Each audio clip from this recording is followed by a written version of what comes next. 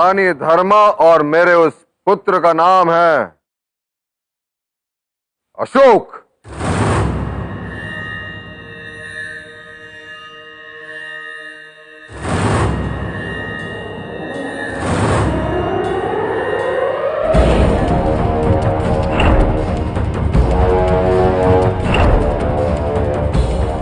प्रतियोगिता में प्रथम सुशीम आया था, किंतु उसके पिता ने इस बात की प्रसन्नता नहीं, अशोक की चिंता की थी। अशोक, वो भी इन वस्त्रों में? लग रहा है ना ये भी एक राजकुमार। लेकिन ये वस्त्र पहनकर कहीं ये अपने आप को राजकुमार ना समझ बैठे।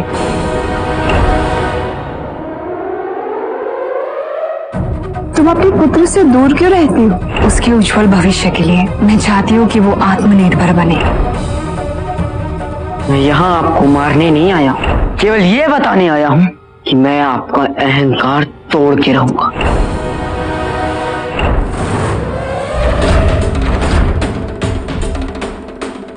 अशोक से क्षमा मांगो।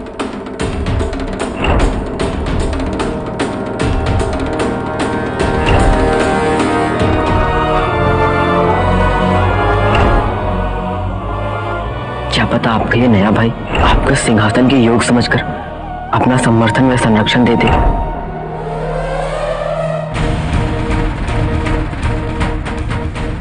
तुम, मेरा मतलब आप मेरे बड़े भाई हैं? आपने बताया क्यों नहीं मुझे? इससे बड़ी और प्रसन्नता की बात और क्या हो सकती है? अब मुझे समझ में आया कि आपके साथ रहकर मुझे अपनेपन जैसा क्यों लगता है।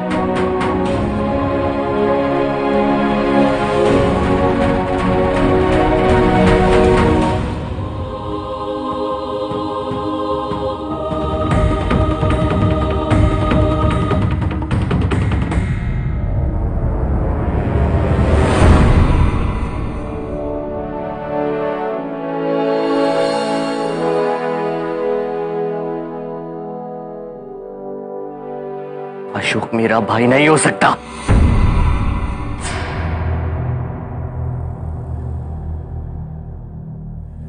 अशोक की मां तो वो थी ना जिन्होंने आपका उपचार किया था। हमें सबको क्या था कि उसकी मां को व्याघ्र ने मार दिया था, उसकी अंत्येष्टि भी हुई थी।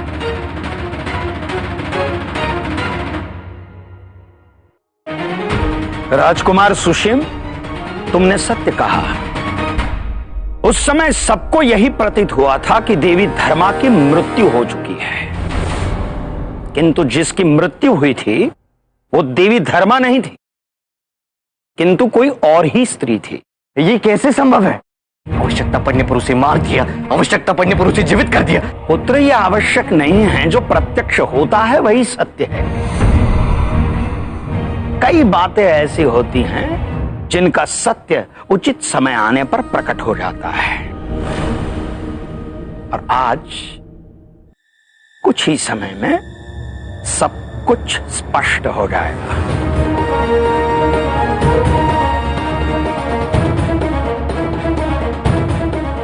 शांत सुशील, तुम्हारी तरह हम भी चकित हैं। यदि इतनी बड़ी बात हम सबसे गोपनीय रखी तो अवश्य इसके पीछे कोई ना कोई कारण होगा।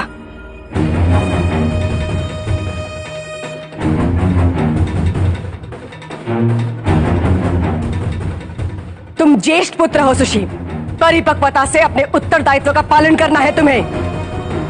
समझ रहे हो ना मैं क्या कह रही हूं? महारानी चारुमित्रा, आपने जो कुछ भी कहा सत्य कहा। देवी धर्मा और अशोक के जीवन में ऐसी ऐसी परिस्थितियां उत्पन्न हुई जिन परिस्थितियों के कारण 14 वर्षों तक उन्हें सम्राट से दूर रहने के लिए विवश कर दिया। किंतु आचार्य अचानक ऐसी भी क्या परिस्थिति थी?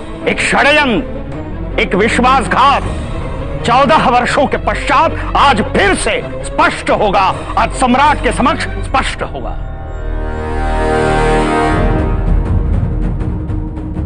विश्वासघात 14 वर्ष पूर्व किसने किया? कौन है वो राजद्रोही? यह भक्षक वो है जिसे हम मगध का रक्षक समझते हैं।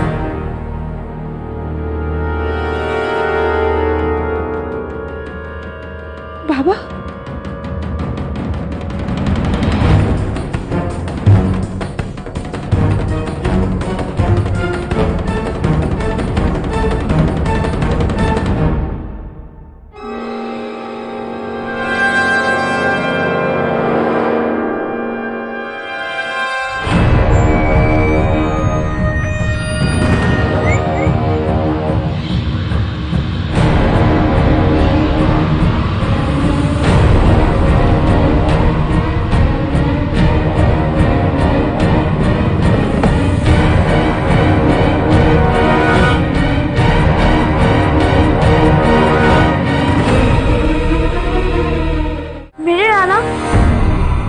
वीडियो में क्यों बांधे गए?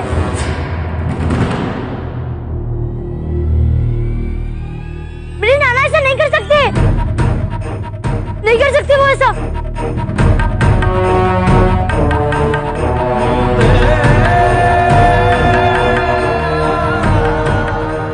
खाता को सच में कोई धोखा हुआ है। मेरे नाना से षड्यंत्र नहीं कर सकते। आपको सच में कोई भ्रम हुआ है। मेरे नाना विश्वासघाती नहीं है, वो इतने हत्यारे नहीं हो सकते। वो मेरी, पिताजी की और माँ की हत्या करने का विचार ही नहीं कर सकते। मुझसे बहुत प्यार करते, वो माँ को भी बहुत चाहते, और वो तो पिताजी के सेनापति भी है। उन्होंने तो राक्षस गृह में रक्षा भी की थी। तो षड्यंत्र कैसे कर सकते हैं अशोक?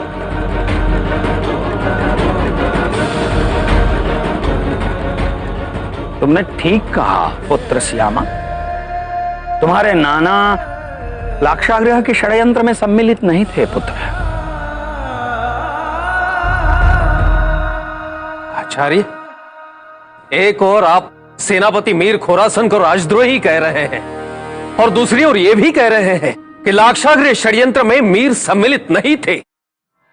ये विरोधाभास क्या है? यदि ये बातें इतनी सरलता से समझ में आ जाती तो ये परिस्थिति उत्पन्न नहीं होती महामात्य।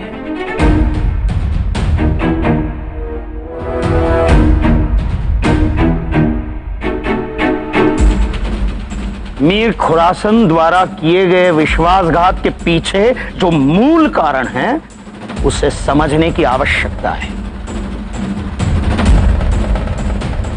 और विश्वासघात वो ही करता है जिस पर विश्वास किया जाता है।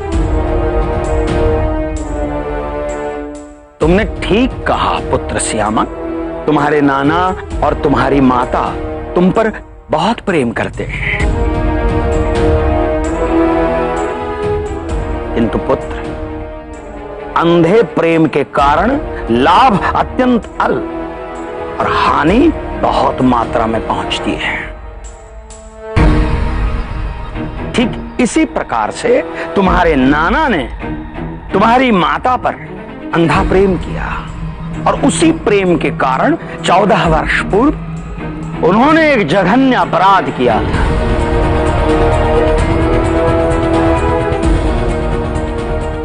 मैं आपसे विनती करता हूं आचार्य, आपको जो कुछ भी ज्ञात है कृपया आप उसे स्पष्ट शब्दों में कहें।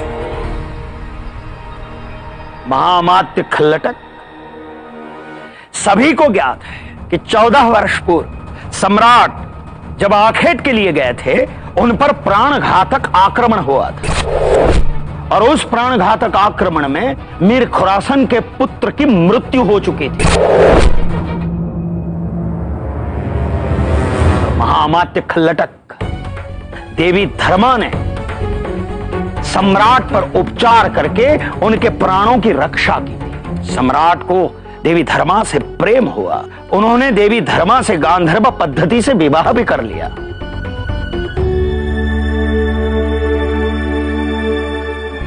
किंतु उसी समय यहां मगध में मगध के आंतरिक शत्रुओं ने क्षात्रपों को भड़काकर विद्रोह का निर्माण करवाया, और सम्राट को अपने दायित्व का निर्वाह करने के लिए यहां पाटलिपुत्र में लौटना पड़ा। और इस बीच सम्राट को यह ज्ञात ही नहीं हो सका कि देवी धर्मा ने एक पुत्र को जन्म दिया है। 14 वर्षों तक सम्राट अपने पुत्र से अनभिज्ञ रहे और देवी धर्मा के प्रेम से अभिभूत सम्राट ने यह कभी नहीं चाहा कि वो मीर खुरासन की पुत्री नूर से विवाह करे। और इस मीर खुरासन ने यह कहा सम्राट से कि यदि वो नूर से विवाह नहीं करते तो वो अपनी खुरासनी सेना का समर्थन मगध से वापस ले लेगा।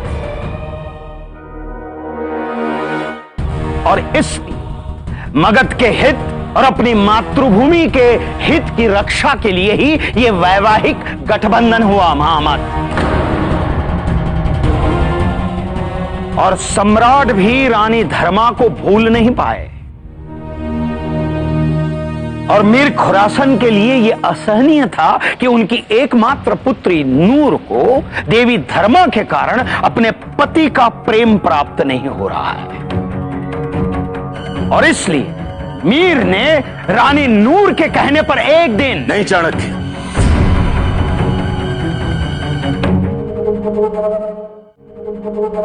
नूर ने मुझसे कुछ नहीं कहा था।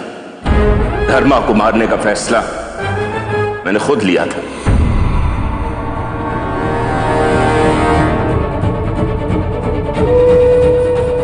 कोई भी बाप अपनी बेटी की आंखों में आंसू देखकर उसका कारण समझ जाता है। मैं भी समझ गया था कि नूर का दुख, नूर के आंसू सब उसी की वजह से है जिसे मैंने आपके साथ चंपा नगरी में देखा था। मैं सुनिश्चित करने जब वहां गया तो मेरा शक यकीन में बदल गया। आपने न केवल उनसे विवाह कर लिया था बल्कि आपकी निशानी उनकी कोख में पल रही थी। मैं सब देख के बौखला गया। इसके लिए मैंने सबसे पहले धर्मा के पिता की हत्या की और उसके बाद उनसे यह कहकर कि आपने मुझे आदेश दिया है, मैंने उनकी हर निशानी मिटाने का फैसला कर लिया। मैंने उनकी कुटीर में आग लगा दी।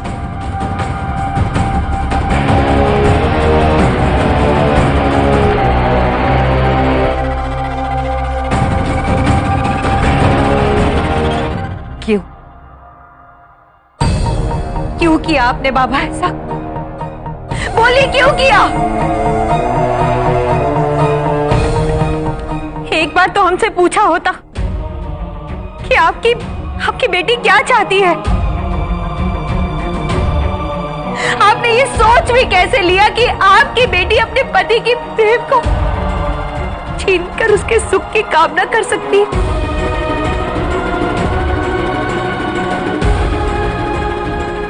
ये सच है कि जब सम्राट ने हमें रानी धर्मा के बारे में बताया था तो इस विवाह से जुड़े हमारे सारे सपने, हमारी उम्मीदें, हमारा दिल टूटकर बिखर गया था। लेकिन तब हमें ये नहीं पता था बाबा कि हमसे विवाह सम्राट की इच्छा के विरुद्ध हुआ है। आपकी प्रतिक्रिया से किसका लाभ हुआ बाबा? बताइए किसका लाभ हुआ? आपने ये सोच भी कैसे लिया जिस स्त्री से सम्राट इतना प्रेम करते हैं उसकी मृत्यु उपरांत उसे भुला देंगे? और अगर सम्राट रानी धर्मा को यहां ले भी आते तो क्या हो जाता? अब कौन सा इकलौती रानी थे यहां? आज आपने हमें ही नहीं बल्कि सारी खुरासनी वंशावली को लज्जित कर दिया है। आपने जो कुछ भी किया अब उसका नतीजा हमारे श्यामक को भुगतना पड़ेगा।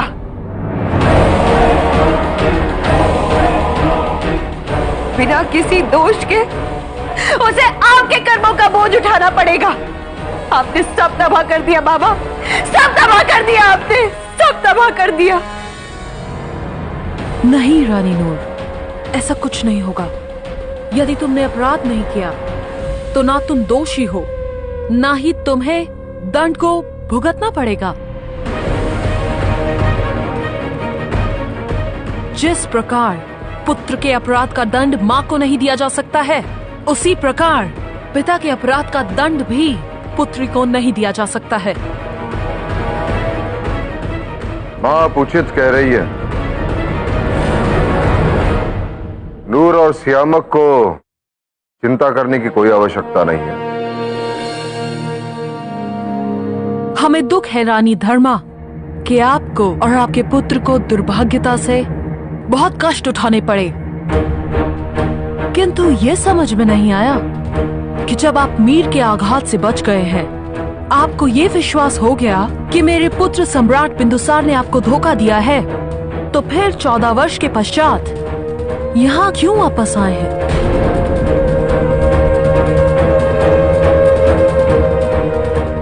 इस हृदय परिवर्तन का कोई विशेष कारण है?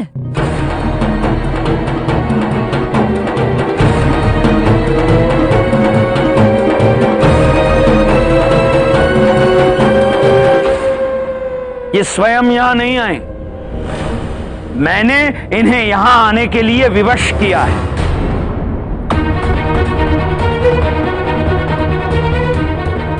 आपको सब कुछ ज्ञात था, फिर भी आपने धर्मा के, रानी धर्मा और राजकुमार अशोक के जीवित होने के बारे में, उनके यहां उपस्थित होने के बारे में किसी को कुछ भी नहीं बताया। स्वयं सम्राट को भी? आखिर ऐसा क्यों आचार्य? स्मरण है खल्लटक, 14 वर्ष बीते, मैंने यह प्रतिज्ञा ली थी कि मैं कभी पाटलिपुत्र में प्रवेश नहीं करूंगा, किंतु उस समय उज्जैनी युद्ध में सम्राट आहत हुए थे, मृत्युशैया पर थे सम्राट। मैं स्वयं को रोक नहीं पाया और उज्जैनी की दिशा में चल पड़ा, और मार्ग में मेरी भेंट हुई बालक अशोक से। मैंने उसके पास सम्राट की अंगूठी देखी,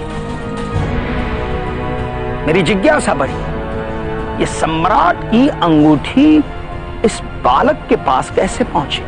ये अंगूठी तुम्हारे पास कैसे आई बालक? कौन हो तुम और क्या नाम है तुम्हारा? एक भेंट में एक ही प्रश्न का उत्तर दूंगा। नाम है अशोक, सम्राट अशोक। और उस अंगूठी की जिज्ञासा मुझे देवी धर्मा के पास ले आई, और उस समय देवी धर्मा दृढ़तः ये मानती थी कि मीर खुरासन को उनकी हत्या करने का आदेश स्वयं सम्राट ने दिया है, और मैं देवी धर्मा के उपचार द्वारा सम्राट के प्राणों की रक्षा चाहता था, और देवी धर्मा अपने पुत्र की सुरक्षा चाहती थी। और उस समय मैंने देवी धर्मा द्वारा सम्राट के उपचार हो और सम्राट स्वस्थ हो, इसलिए मैंने देवी धर्मा को वचन दिया कि मैं उनकी और उनके पुत्र की वास्तविकता को गोपनीय रखूंगा। देवी धर्मा तो सम्राट के स्वस्थ होने के पश्चात पाटलिपुत्र छोड़कर प्रस्थान करना चाहती, किंतु उसी समय अशोक पर गंभीर आरोप लगे। सेनापति जी, यही वो बालक है जिसने सम्राट पे निशाना साधा था। कैद खाने में डाल दो इस लड़के को। मैं जानता था कि अशोक संपूर्णतः निर्दोष है, और इसीलिए मैंने उसका बचाव किया।